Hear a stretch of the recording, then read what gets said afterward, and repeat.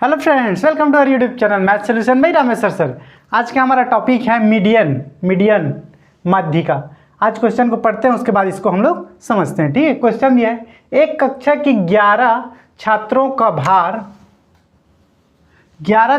भार केजी में निम्न प्रकार है, जैसे 25, 27, 29, 32, 30, 28, 26, 31, 35, 41, 34 इनकी माध्यिका ज्ञात करो।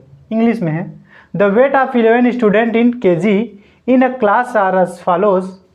सेम ये दिए 25, 27, 41, 34। Find the median. जो इंग्लिश में हिंदी में लिखा है वही डाटा यहाँ पे, तो उसको डबल नहीं लिखा हूँ। ठीक, तो क्वेश्चन क्या बोला जा रहा है, एक स्कूल है, एक स्कूल में कितने छात्र हैं? 11 छात्र हैं। मान लीजिए आपका क्लास 8 है। 8 क्लास में कितने स्टूडेंट है? 11 स्टूडेंट है। कितने स्टूडेंट हैं? 11 छात्र हैं। तो इस 11 स्टूडेंट दिया है, तो इनका क्या दिया हुआ है? वजन दिया हुआ है। क्या दिया है? वजन। तो उसके इस प्रकार का वजन है सबका। ठीक है, 11 छात्रों का जो वजन है वो इस प्रकार दिया गया है। तो अब इसमें क्वेश्चन में ये पूछा जा रहा है कि ये जो वजन दिया हुआ है उसमें बीच का स्टूडेंट, मतलब इस सभी स्टूडेंट में बीच का स्टूडेंट, मतलब जिसका वजन बीच में हो। जैसे 11 स्टूडेंट को लाइन से खड़ा करेंगे तो कौन से स्टूडेंट है जिसका वजन बीच में है? किधर है? दोनों साइड के बीच में है। मतलब अगर मान लीजिए 11 स्टूडेंट को कतार से खड़ा करेंगे तो बीच के स्टूडेंट कौन निकलेगा? तो इसके हिसाब से क्या करना पड़ेगा? हमें सॉल्व करना पड़ेगा। तो इसे सॉल्व करने के लिए सबसे पहले क्या करना पड़ेगा? जो भी क्वेश्चन दिया हुआ है इस टाइप का, उसको बढ़ते क्रम में, किसमें? असेंडिंग ऑर्डर में क्या करना पड़ता है? लिखना पड़ता है। बढ़ते क्रम यानी कि आरोही क्रम में लिखना पड़ता है। ठीक है, एक हो गया। प्लस इसमें दो चीज़ होता है, अगर ये 11 स्टूडेंट दिए हैं तब तो इसमें सिंपल फार्मूला लगेगा। अगर 11 के जगह में 12 दिया हुआ है, 11 के जगह में 12 दिया है तो अलग फार्मूला होगा, और 11 के लिए अलग फार्मूला। इस एग्जांपल समझिए, जैसे आपका प्रेयर होता है सुबह टाइम या शाम टाइम क्लास का, तो उसमें आप कतार में लाइन से खड़े रहते हैं सभी बच्चे।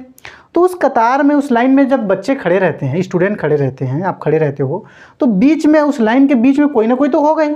तो उस लाइन के बीच में अगर 11 बच्चे हैं, कितने बच्चे हैं? 11 बच्चे हैं। तो 11 बच्चे हैं तो 5, छठवां बच्चा क्या होगा? बीच में होगा। लेकिन अगर 12 बच्चे हैं तो 12 बच्चे हो तो क्या होगा? छठवां और सातवां इन दोनों के बीच का होगा। ठीक है, अगर 12 बच्चे होंगे, 11 मतलब सम विषम ऑड इवन से समझिए, सम विषम ऑड इवन से समझिए इसको, उससे क्या होगा आपको समझने में आसान होगा। ठीक है, तो इसके लिए दो फार्मूला होते हैं। अगर सम संख्या दिया हुआ है तो उसका अलग फार्मूला होता है, अगर विषम संख्या हुआ है दिया है तो अलग। अगर यहाँ 11 स्टूडेंट के जगह में 12 स्टूडेंट देता तो उसका फार्मूला अलग होता, 11 स्टूडेंट दिए उसका फार्मूला अलग है। तो चलिए इसे सॉल्व करते हैं। ठीक है, तो मैं क्या बोला हूँ, सबसे पहले सॉल्व करने के लिए इसे किस में लिखना पड़ेगा? हमें बढ़ते क्रम में। तो चलिए सॉल्व करते हैं। बढ़ते क्रम को हम लोग लिखते हैं आरोही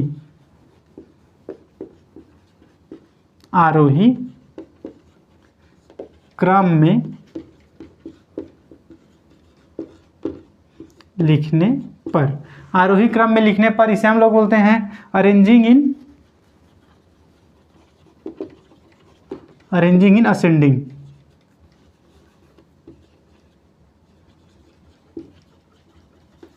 अरेंजिंग इन असेंडिंग ऑर्डर। तो चलिए इसे हम लोग आरोही क्रम मतलब बढ़ते क्रम में लिख लेते हैं। देखिए सबसे पहले इसमें दिया है 25 क्या है? हमारा छोटा डिजिट है, सबसे छोटा डिजिट। 25 से बड़ा कोई नहीं है, तो सबसे पहले हम लिखेंगे 25। क्या लिखेंगे? 25। देखिए 25 के बाद 26 आता है। इसमें 26 है, हाँ 26 है। तो उसके बाद लिखेंगे 26 के बाद इसमें देखते हैं 27 है, 27 को लिखेंगे। 27 के बाद 28 दिया हुआ है, तो 28 को लिखेंगे। 28 के बाद 29 दिया हुआ है, 29 लिखेंगे। 29 के बाद 30 दिया हुआ है, 30 लिखेंगे। 30 के बाद 31 लास्ट में दिया हुआ है। 31 के बाद 32 दिया हुआ है। 32 के बाद 33 यहाँ तक नहीं दिया है, 33 नहीं दिया है। 33 के बाद 34 दिया हुआ है। 34 के बाद यहाँ पे 35 भी दिया हुआ है, 35 दिया है।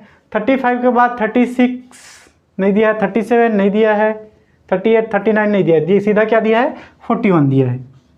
41 देखिए जो भी क्वेश्चन दिया था उससे हमने देखिए 11 था, इसे भी काउंट कर देते 11, 1 2 3 4 5 6 7 8 9 10 11, 11 है तो ये भी 11 है और ये भी 11, तो हमने सही लिखा है, किसी को छोड़ा नहीं है, भूला नहीं है। ठीक है, अब ये हमारा क्या हो गया, अवरोही क्रम बढ़ते क्रम में हो गया, असेंडिंग ऑर्डर में हो गया।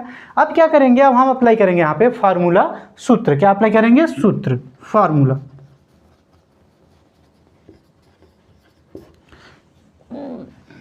फार्मूला सूत्र क्या है हमारा, माध्यिका। क्या है, माध्यिका।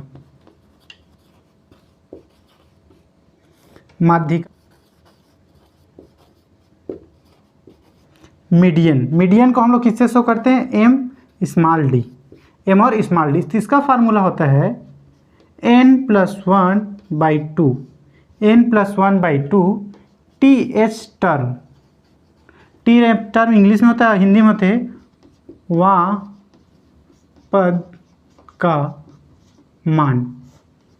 वहाँ पद का मान, यहाँ एन टर्म, ये हमारे इंग्लिश में लिखेंगे तो मीडियन लिख के एमडी करके ये फार्मूला लिख के टर्म लिखेंगे, और हिंदी में लिखेंगे माध्यिका एमडी करके वहाँ पद का मान ये लिखें। ठीक है, देखिए एक चीज़ यहाँ हमने भूल गए, एन की वैल्यू लिखना। देखिए एन की वैल्यू क्या है, ये जो संख्या दिया है यही क्या है, एन की वैल्यू। तो एन = कितना दिया हुआ है, 11। यहाँ पे क्लियर कर दिए 11 छात्र है तो एन की वैल्यू कितना दिया हुआ है, 11 दिया हुआ है। इसी की वजह से हम इस 11 की वजह से ही हमें क्या निकालें, ये वाला फार्मूला निकालें। अगर ये 12 दिया होता एन का वैल्यू, इसे काउंट करने के बाद अगर 12 12 आता तो ये फार्मूला बदल जाता। ठीक है, तो चलिए इस फार्मूला से इसे समझते हैं।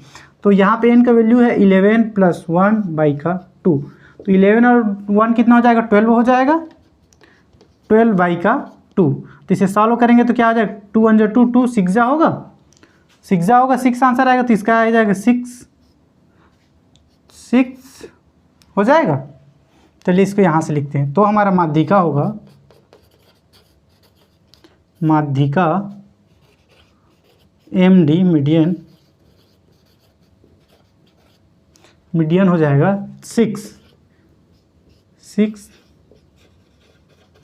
टर्म या फिर वहाँ पद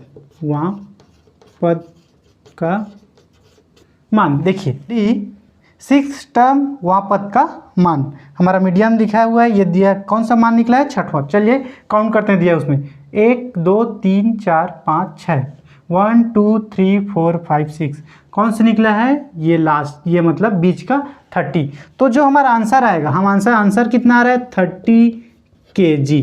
तो जो लास्ट का जो लास्ट बोलता हूँ, जो बीच का बच्चा है उसका वजन कितना kg का है, 30 kg का है। जो 11 बच्चे हैं, 11 बच्चे में से बीच का बच्चा की वजन कितना निकलेगा, 30 kg निकलेगा। ठीक है, इस टाइप का अरेंज नहीं था, उसको हमने बढ़ते क्रम में लिख लिया और आंसर आ गया हमारा कितना, 30 kg। आई होप ये आपको समझ में आ गया होगा। अगर आपको इस टाइप का और वीडियो देखना है तो प्लीज़ इस चैनल को सब्सक्राइब कीजिए, वीडियो को लाइक कीजिए और अपने दोस्तों के साथ शेयर कीजिए।